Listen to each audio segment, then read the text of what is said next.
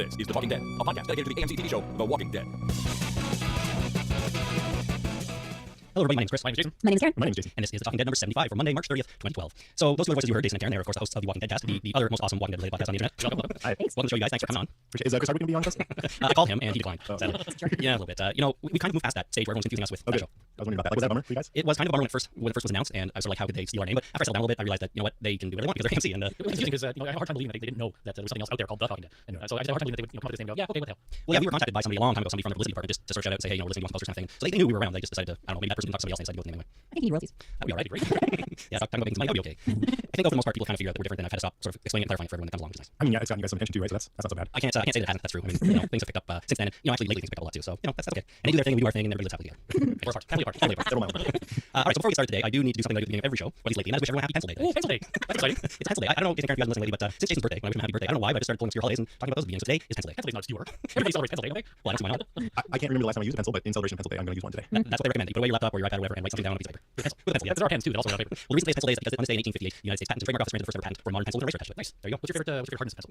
Number two. Well, that's in the States they have number 1, 2, and 3. Is that right? Like number 2 pencil? I know the number two. Right. In Canada they have HB, which is right in the middle, and it goes to the scale all the way from I think 6H, and 5H, 4H, 3H, 3H, 3H, and then B1, B2, B3, B4. Clearly you are a pencil expert. Yeah, my favorite Hardest? the hardest is H or 6H. Very hard. Most useful in zombie apocalypse. Yeah, very good. My favorite pencil hardness is F, which sort of is halfway between H and HB. You know what? I think when he said that he really does know about Pencil Day, he probably was serious. I didn't know it was a day, but I really like pencils. Drafting class in high school, I took drafting all the way through high school, and it talked all about pencils. It was great. All right. We should do a pencil podcast. Yeah, what are you doing? I don't know what we're doing talking about this TV show. We clearly have enough to say about pencils. That's the entire knowledge base that I have on pencils. Very good. With that out of the way, what we're going to do on the show today is count down the first half of our top 10 things about season 2 of The Walking Dead. And Jason's playing Final This Countdown. was my wife. Yeah, so what we're going to do is the first half of the countdown on our program, and then the second half on your guys' show, right? Yep. The second annual, maybe. Yeah, so our second annual. That's right. We did this last year too. And it was so much fun to do it again. Do you know, I'm probably going to release this tonight. You guys know when we're going to put out the other half? I'd say for sure by tomorrow. I don't know what Jason's drinking. I have an 8-month-old kid now, so things don't go out quite as fast as they used to. I understand that. He's 8 months old already. Already, congratulations. Thanks. He's got a pretty good zombie sound coming out. I heard it. I was listening when you played it. Yeah. The phone's ringing all over the place. Yeah, we do. Sorry, I forgot to turn off the phones. Anyways, all right, let's switch around. Sorry? You're too busy with Pencil Day. I know, obviously. Let's switch around and start our list. So as I said, we're going to do the top half, number 10 and number 6 here, and then we'll switch over to your guys' show and do the rest. So I think, yes, so first one of you, why don't you start us off with your number 10? All right, my number 10 is, believe it or not, Glenn Zara. I was worried after Frank Darabont left the show, and there was a lot of chaos, it sounded like, but it turns out it all went really smoothly, and by the second half of the season, it seemed to be really coming along, and I like what Glenn Zara has really taken the show, and I'm not worried at all anymore. Yeah. Glenn Zara, he's a good choice. So far, so good. Yep. Okay, my number 10. Last year, I don't know if you guys remember, but no human Steven got killed until the 4th episode of the show, at least that we saw on screen. And this year, there's been a lot more gore. There's, I mean, last year they did have the zombie guts spread out all over themselves in episode 2. Yeah. This year we got Randall getting impaled while his buddy gets his whole face bitten off, and we have this whale zombie getting split in half, and poor Dale with his guts hanging all out. I think it's interesting. I'm not necessarily saying that's one of my favorite things. I do like it. I think it can be a bit of a cheat to really have a lot of gore, and I'm always more impressed when they can scare me or make me feel something with like psychological tension, which they've also done a good job of this year. But I do like the gore, and almost more because it's sort of an homage to the classic zombie movies. And whenever they do that, it feels like more like a real bona fide zombie flick, which I love. So I'm glad it's gore. I'm also glad that they balance it out with other kinds of horror. And I think when they do it really well. The effects are really good. Yeah, we all know the effects are awesome. And you're right, I like seeing the gore, like when they ran over that zombie, right over that zombie's head and just exploded. I mean, I love that kind of stuff too. But if you can be scared without being sort of disgusted like that, I think it's that much better, you know? Yeah. And that's horror movies are psychological most of the time, right? What's your favorite, Chris? Horror movie? Yeah. Oh my god, putting me on the spot. I don't know. Recently or of all time? All time. All right, that's a good job, like you say. Because what comes to mind for me is either Blair Witch or Paranormal Activity. I like Paranormal Activity. I've only seen the first one though, and I did enjoy it. It was pretty effective because I sat here by myself one night. Family was out somewhere, I put it on and watched it, and it really creeped me out. So I didn't have kids running around, which really takes the horror out of anything. But as for Blair Witch, it's funny because I sort of had the opposite experience with that one. I didn't really get what it was sort of going for, and it didn't scare me at all. You saw Blair Witch, Chris, after all the hype, though. Way after. Right? So you were a victim of the hype. Yeah. Like, I personally saw Blair Witch before I knew anything about it, and before it got hyped, and I loved it. I thought it was great. So I think you're a victim of the hype. I sort of have that problem sometimes if I don't, if I hear too much about something, or just too excited for something, it doesn't quite have the same effect as it might had I, just wanted to not know anything. Totally. I think my favorite horror movie of all time is Evil Dead, the first one. That's a good one. Yeah, Evil Dead is awesome. I like Evil Dead. And I like all Evil Dead movies, honestly. Even though the first two are sort of the same, and then Army of Darkness is totally different, but It is different from anything else on planet.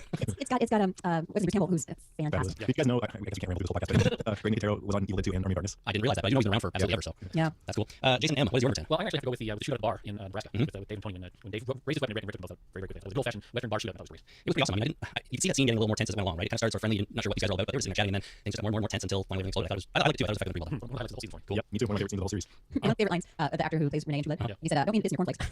That would ruin the cornflakes. Well, unless it was an accident. Accidentally pissed in your cornflakes. That's right. Okay, So my number 10 is admittedly a little bit of a cheat because I'm going to go with New York Comic Con 2011. I went down there last year in October just to experience it and have fun and promote our show a little bit, and also just check out all the cool stuff they had down there. And it took place over season 2 premiere weekend. So season 2 aired, the first episode aired that Sunday while I was down in New York after I spent a couple of days at the convention, and there was a huge Walking Dead presence there, obviously, and I got to go to the panel and meet Mark Kirkman and do all kinds of really awesome stuff. And in the panel they showed us the highway scene from the premiere episode, which we'd seen bits of here and there leading up to the season, but they showed everyone there. It was only a day early, but it still felt really, really fun to kind of see it with a small group with some of the actors on hand and just talk about it afterwards. So it's sort of related to season 2, but it was one of the highlights of the whole year for me. I think I had a really good time. That's so cool. I totally want to do some kind of a podcast panel sometime. I don't know if that's possible. It'd be great if we could get us and like the Walking Dead TV guys and whoever else together. Yeah, I met them too when I was down there because they're in New Jersey, Walking Dead TV guys, and they're fun. I got to meet the listeners and just hang out. And I think a panel at some convention with all of us would be really awesome. I love that. Let's do it. Sure. And if we did it at San Diego, it might be an easy way to get in. Be out on the street corner. All of us. We'll just have a folding table, some speakers and some microphones, and call it out. Why not? Just take questions. I'll put it here. Hey, there you go. I'm there. We'll put a hat.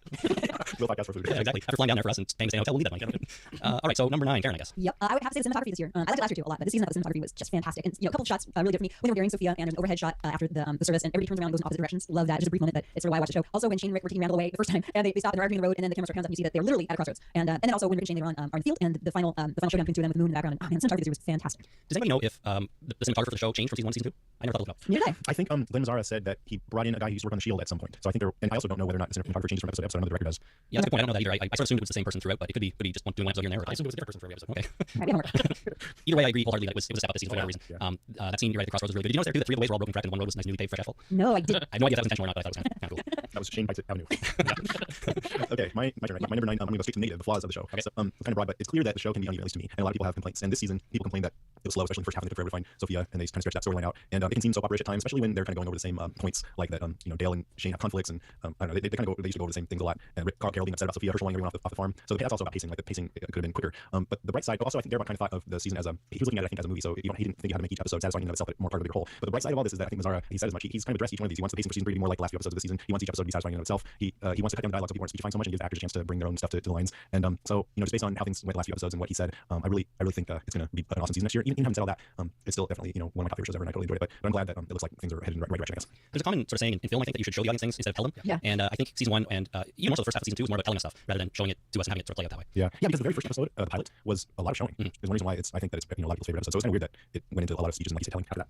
Jason Miles? I'm gonna go with talking about the flaws of the show. This is a very specific flaw that I found. I'm gonna go with Herschel's magic shotgun. And it just kind of typifies the whole situation where everybody seems to have as much ammo as they need and are expert marksmen and get headshots unless the story dictates that the headshots not good. Is it not the kind of thing you just have to suspend your disbelief for, though, or do you want it to be that much more realistic and have no ammo and you're hitting everything but the zombies and stuff like that? I love a little more realism. Like, I'm a big fan of fantastic situations like Indiana Jones never loses his hat. Like, he always has his hat no matter what happens. He flies off a cliff and that hat will land right beside him. It's a magic hat, right? And that's fine. He always loses his gun again, but he always has his hat. So I'm fine with suspending my disbelief so that we can have a grandiose storyline. The tone of the show in general is not supposed to be this fantastical, happy day, action adventure kind of thing. It's kind of grounded in the zombie show. It's grounded in reality, right? So I think a little more realism in the interactions between humans and zombies is warranted. And not only that, but I just wish they get more body shots because it's fun to see what happens to a zombie when he gets hit in another person's body. If he gets hit in the chest, he'll stop for a second, then keep on going. If he gets angled, maybe he'll drag his bloody stump along the ground. I want to see more of that kind of thing. That'd be great. It's more really More stunts. I think that's a really good point. I'm on board just for that because all we ever see is zombies heads snapping back and going down. But if we saw legs falling off or holes through torsos, things like that, it might be really awesome. My number 9 is, I think I'm just going to say pretty much the entire 18 Miles Out episode. I think this episode is sort of a little bit overlooked by some people, especially after the finale and all the amazing stuff that went on there. But I liked 18 Miles Out because it was kind of a smaller scale. We were really focusing mostly on Rick and Shane. It was a bit more contemplative this episode, I think, and also perspective for these characters. We got to know them a little bit better, how they interacted with each other, and I think ultimately they learned sort of opposite things about themselves. Rick wanted to welcome Shane back into the group and realize that if they work together, if they want to survive the end game, the gun back, for example, and said, you got to do what I say, but at least we need you around, sort of. But Shane, on the other hand, I think went the other way a little bit, and he started to feel more lonely alone, and he identified himself with that single zombie coming to the field. So I just like how this episode played out, and we got a little bit more focused instead of trying to have sort of everybody doing something. Everybody gets to do anything, but it was a little more focused in that way. I liked it. Plus, I really enjoyed the scene where Shane was stuck in the school bus and Rick drove up and rescued him. I thought it was just an awesome scene to play out. So this episode, 18 Miles Out, is up there with I think my favorite episodes of the entire series. I agree. It felt very like it had more artistry because of that focus that you're saying. But I think they should have an episode that just features T-Dog like trapped somewhere and it's all T-Dog dialogue next year. Oh, that's dangerous. That's dangerous. As soon as you do that, T-Dog's gonna die at the end. Yeah, That's what they do. that's If they highlight you, a background character, if they feature you in an episode, you're dead. that is a deal. They're gonna have to feature him at some point, though, or at least give him something else to do, as Nazar said. Well, it can't be harsh, right? It can't just stand in the background, all of a sudden there's an episode about you. Because it's true. But if they ramp it up and it becomes more of a central character over time, then you're okay. I think they're really waiting for Merle to come back into it so that because where T-Dog really shined in the first season was when it had to do with Merle and his racism. That's true, and I don't know if you've ever heard from Dave from the show once in a while, but he posted on our Facebook page a couple days ago that he thought maybe it would be interesting to see a relationship develop further between T-Dog and Daryl, and then you bring Merle back into it and some crazy stuff like that. I love that. There you go. All right, Karen, what's your number 8? Well, we were sort of on a theme of flaws for a couple of those back there. So I'm going to say one thing I was not crazy about. I was crazy about a lot of things. One thing I wasn't crazy about was some of the choices the characters made. In particular, I'm going to focus on the Randall arc. Save him, kill him. They just really can't make their minds. Let's just beat him up while we decide. Shut up. So there's no way that we can ever recruit him to our side. And I think that it's unrealistic to think that he was there for a week. They healed him magically. By the way, about the magically healed me. My mom just had a knee replaced, and it hurts so much now that she's shambling around like a zombie. So there's no way that he gets a shish kebab and then he's up and running and all that. So anyway, Randall. I wish that had been handled differently. Yeah, I'm on board with that. I think it was so poorly. Just inside the show, in context of the show, they handled Randall so poorly that no matter what they did in the end, it just wasn't going to end well. Right. It's kind of a bit crazy that way. Yeah.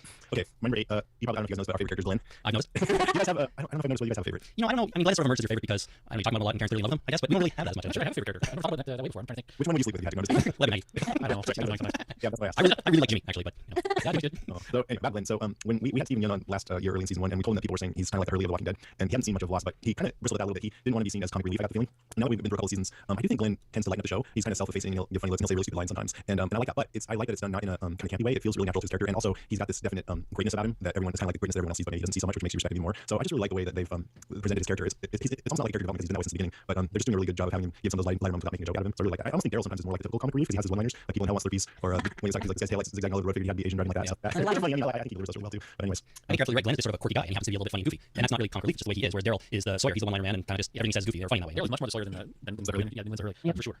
All right, Jason, number 8. Number 8 is the arrival of Michonne. Cool. Right at the end there, I honestly didn't think that. In hindsight, it's obvious with the backstory being Playboy and what was happening. But I didn't actually expect Michonne to show up at the very end of the season. I fear would be too much, but she showed up, and I thought it was fantastic. Yeah, and the zombies look great. Oh, they look fantastic. They're freaking great. It's funny about that scene too. Everybody who knows I do this podcast asks me, "Oh my god, who the hell is that person in the hooded cloak in the final episode?" And so I have to explain it to them every time. Of course, their next question is, "What the hell are those zombies carrying around, chain around? Why are they attacking her?" And I try to explain that. But people are clearly, at least I don't know, most of the people I hang out with, sort of latch onto that and see it as something really serious that they want to know more about. Oh, yeah. I mean, the comic book where she arrived with the cover was just her, two zombies and chains. Just like, if I saw that, if I never read a comic book before, if I saw that cover in a comic book store, I would start reading it. So what the hell is that? Yeah, very cool. I love that she altered the zombies so they don't have arms, they can't hurt her, and they don't have jaws. Yep. And she just basically, figured out how to alter them enough so that she made them really useful to her. And she takes them around because they prevent other zombies from thinking that she's fresh meat. Yep. It's just like trying to gnaw on her shoulder. Yeah, Like, the sun does. What did you guys think about the Playboy bit there? Did you guys like it? Yeah, it was a bit different kind of storytelling in the comic because it was her sort of narrating it. But I liked it a lot. That was great. It was good to get that backstory. Awesome. Yeah, I liked it too. I mean, reading through it, it felt really short, but I mean, I sort of said at the time, I shouldn't have really expected more than that because it's just an excerpt in another magazine. But I enjoyed it too. I think it was really kind of fun and glad it was there. So Interesting choice to put in Playboy, by the way. Yeah, and this thought just occurred to me is that I'm not sure whether Playboy has changed because in the 60s and 70s Playboy would never put a comic book into its issue. I mean, it really hasn't. It's not appealing to that audience. So is Playboy changing to appeal to a different audience, or has the audience become way more mainstream? I don't know. That's a good question. I haven't read a lot of Playboy from the 60s and 70s. Well, it's a gentleman's magazine. Right? It's supposed to be appealing to the modern Mad Men, essentially. What do you think, Karen? Has Playboy changed or has the audience changed? 60s. Next person. Yeah, Chris, I think you're up. I'm up. Okay, my number 8 is one. I sort of struggled with putting on the list, but it's kind of Andrea's development over the season. She went, even though at times it felt like she was in every episode, I think, but at times it felt like she didn't have a lot going on. She was kind of in that middle zone between T-Dog doing nothing and Rick and Morty and Shane doing everything. But they still managed to develop her from beginning of the season where she came out of CDC basically suicidal and she was completely unhinged after Amy was killed. And she changed from that. She got together and she, by the end of the finale, almost became the ultimate survivor. She was out on her own and she was able to look after herself for the most part and save herself when she needed to when the barn was on fire and all that. And I just think they did a pretty good job sort of showing her development, even though it wasn't really about her all the time. It worked for me. Agreed. At one point, she even says, I don't know if I want to live, is it just a habit? It's sort of heartbreaking. She's really a sad character, the first part of season 2, and she just really changes into this a strong badass woman. Even Laurie calls her out with this strange, you really should be doing more when you're around here and not protecting us, even though clearly Andrea's the best shot. Yeah, I like that she didn't put up with any of that crap from Laurie, and she just kept being the badass she is. The only thing about it just really bothered me that, well, a couple of things, that Dale basically saved her from killing herself, and then she somehow equated that to that she should let Beth make that decision for herself. When that seems like she was taking the opposite decision from that. Oh, this Dale helped me out of it, and now I'm not to be alive, so maybe somebody should help her. So I just thought it was so messed up. And then on top of that, she never thanked Dale. I think she owed Dale a big thanks for saving her life. She had no time. She didn't know that she only had minutes to go. Yeah, she had plenty of time to think. Yeah, and in the zombie apocalypse, thinking that you have all the time in the world is probably a fatal flaw. All right, who's next? Karen, I think. Where's that? Yeah, I'm gonna go ahead with Daryl. I love Daryl in season 2. He became one of my favorite characters, maybe even replacing Glenn, who I felt like, yeah, I know, right? In the second part, I know. In the second part of season 2 especially, Daryl was being really stepped up. Okay, so he reverted a couple times to ear necklace wearing guy, or at least ear necklace creating guy. And he gets feral sometimes, but he has so many great lines. When they came across a guy hanging in the woods, he's line about, don't shoot himself in the head, now he's swinging a piece of bait, and when he shoots the zombie and says, shut up. I mean, he has great lines, and I think he is, he's just definitely he can't be enough for me. I just love watching him. He's pretty cool. I admit he's probably one of my favorite characters too, and I'm glad they've kept him around. We had last week on our show Lisa from Talking Walking Dead on us to blog about the show, and she is one of the Daryl fangirls, I guess, Maria, and there's a lot of others out there, so she had a lot to say about him. But he's pretty cool. I'm on board there. Absolutely. All right, Jason. My number 7 is the badassifying and darkening of characters this season. So I felt like, especially after Sophia died, that everybody kind of took a turn for the darker. And it's interesting to see how they all changed in response to it. Herschel went from believing the zombies could be cured to being this badass zombie killer with his magic shotgun. And Andrea, she learned to use a gun. She's killing zombies left and right, which I thought was really cool. Carl's being really creepy and like walking up the killers and zombies and stuff. Yep. And Rick is proclaiming group is no longer democracy. And I think Shane is the biggest example, like killing Otis and then kind of getting darker and darker from there. And like the one character who, well, I don't know if one of the ones who refused to getting darker, Dale is gone. So that might say something. I think Dale's interesting in that equation because he's always been kind of a badass. So he sort of vacillated the season between just being his badass self and kind of opening up and being vulnerable and then kind of deciding that was a bad idea and getting angry and stuff. So in my view, he's kind of gone back and forth. Yeah, yes. Shane was pretty dark to begin with, I think. He was when he shot Otis. That felt like a new level of darkness to me. Maybe he put it in him. Well, shake his head. Is that an indicator of darkness? He's an indicator of evil, I think. Yeah. Shake your head. Clearly. Obviously, I'm the devil. You shake your head and then you wear this big dark mask and it's even worse. Oh, yeah. So, it's up to me. Right. All right, so I'm going to go with, it has to do with the cinematography, but it's the Randall Cam. When 18 miles out, we got the shots of Randall's point of view with music. I just thought that was an excellent idea. I really liked it. All right, Randall Cam. Cool. My number 7 is Dale's death, and the reason I'm choosing this is just that this was almost the one and only time that this show really surprised me, really shocked me, because it was the only character death that I wasn't spoiled on or didn't at least see coming. I didn't officially know what was going to happen with Sophia, but we predicted that she would come out of the barn, and then she did. And I knew the Shane death was coming, but Dale, I had no idea. So when he wandered out into the field at the end of that episode and got attacked by a zombie, I thought, oh my god, look at that, they're gonna, shield. Dale's getting attacked, but they'll save him. And then you realize that his midsection is completely torn open and he's completely gone. I'm like, oh my god, they just killed Dale. I couldn't believe it. So it's just kind of the nature of doing this that we get spoiled on the show and we read about it all day every day and so on. But this one, for some reason, I didn't know about, and I really like that. Doesn't happen very often with the show anymore. Especially if you do a podcast about it, it's hard to stay away from the spoilers. So I'm actually very jealous that you got to experience it that way. Yeah, I know, and I don't, as you said, doing a podcast, that's it. We always know what's going on. We're right on top of the news and so on because you sort of have to be. But it was awesome. It was really exciting. Jason, you knew it was coming. Karen, did you know Dale was gonna die? Nope, I had no idea. My jaw dropped. Yeah, I mean, Yeah. And actually, I'll make that my next one. Was also the character of Dale. I thought the last couple episodes with him, he was great. He sort of hadn't had a lot to do or say before that. It's kind of one character of the season. Yeah, exactly. Except at the very end, and when the whole Randall question happened, they really used him and showed how optimistic he is, and really in faith in people's ability to still be compassionate and human, and I think he got a lot kind of much. And this optimism, his belief that you can still find joy in the world. I think that there's some very simple people left, and maybe that's why I left. But I'll miss his little bright spots and shine. And he was the one who probably wanted off the show when Daredevil was removed. No, I don't think we know that for sure. And I don't think we ever will, but I would guess that he was the one. If you guys could have your way, would you like to still have him on the show? Yeah, I would. Because I really wanted to see, like in the comic, he was with Andrea, and I wanted to see at least some of that play out. Yeah. He was, like I said, he's really optimistic and really was hopeful and sweet and a philosopher and all those good things. And if they would have just had, even just a few episodes of their relationship and then they would have got munched, I would have been more okay with that. But it might have even been more heart-wrenching when he went too. Yeah, I thought in the final episode he was in, Andrea sided with him and said, yeah, I don't think we should kill Randall. And there it is. There's the point at which they start building this relationship. And all of a sudden, I was very happy for that. Now I'm a little disappointed that we're not getting any of that storyline. Yep. Yeah. she gets wears hat though. That's okay. I saw some people online talking about how I think Glenn had a hat for a while and Andrea had a hat for a while. I don't know what's going on. Are they passing that around? I think they had 10 of those hats, and everybody gets one. Christian hat for all. You can buy them from Comics if you want. I had one to give away to a listener, and I hope he's enjoying it. My turn, right? Yeah, it's number 6. My number 6 is it kind of relates to Dale. It's just that the show diverged from the comic even more this year. If we had any doubt that the comic and the show were going to be different, Dale's death was one of the big things that showed that you can't count on anything. And like actors who maybe their character lived a long time in the comic or is even still alive, I don't think they can feel safe and confident in their job anymore. And I think that's a good thing. I do, especially because I've read the comic and I like to be surprised. But one of my favorite things that Glenn Mazzara has said recently is that they're steering the show back to the spirit of the comic. I can really feel that. I don't know about you guys, one of my favorite things about the comic is almost every issue, the last page is sort of a WTF moment, like a shocking twist. And when Shane killed Otis, I felt like, wow, that feels just like reading the comic. And then when Rick shot Dave and Tony, and Rick stuck a knife through Shane, and then we come back to see the approaching herd of zombies. All of those felt like they came out of the comic to me. So I like that. I hope they continue to do stuff like that. By the way, is it a herd of zombies? Is it like a flock? Murder. Yeah. Murder crows. Murder's good, but I think murder is the official term. Jason, are you up to date with the comic? Like, issue Yeah, 95? I thought it kind of lulled for a little couple issues there, but lately it's been getting really good. Yeah, me too. Just when you said they all ended the WTF moment, the last issue, number 95, I think it's just like that. Kind of something happens. Which I won't spoil it for people that haven't read it. But something happens, and they're all sort of standing there like, what do we do now? WTF? Yeah, exactly. Rick's response. I'll go ahead and say it's not really spoiled. He's like, what? Yeah, exactly. What? For me. By the way, I assume if people are listening to these podcasts, they probably are fans enough that they would appreciate comics. So if you haven't looked at it yet, I'd really recommend checking it out. You can get the trade paperback for like $10 on Amazon. And there's a compendium that has the first 48 issues that would cost way less than if you buy them one by one. And I heard the second compendium is actually going to be out in the fall with up to issue 96. But the compendiums are very, very heavy. Just saying. I can see how starting a comic from the beginning now would be a little bit daunting, but it's really not that bad. You go buy hardcovers or something, you can go through those pretty quick. It's linear though. Like if you start reading Batman from the beginning, that's a little bit daunting because there's so much going on. It's like different storylines, alternate universes, and this kind of thing. But the Walking Dead is, you start from issue 1 and you read up to 95. Yeah, that's true. And it's something you can just sort of check out, and if you like it, just dip into it every once in a while. You don't have to read it all at once. That's true. And did you guys hear coming out in April is a like a cutting room floor book where it's going to explore storylines that Kirkman might have done and decided not to run. I think it could be really interesting. Yeah. Sirens? Yeah.